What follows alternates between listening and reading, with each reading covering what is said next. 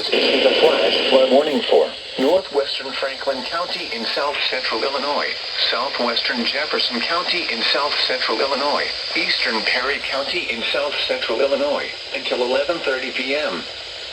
At 8:37 p.m., trained weather spotters reported thunderstorms producing heavy rain across the warned area.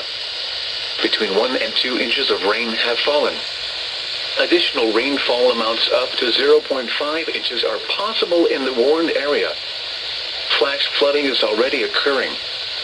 Expected hazards include flash flooding caused by thunderstorms. Source: trained spotters reported. The following impacts are expected: flash flooding of small creeks and streams, urban areas, highways, streets and underpasses, as well as other poor drainage and low-lying areas.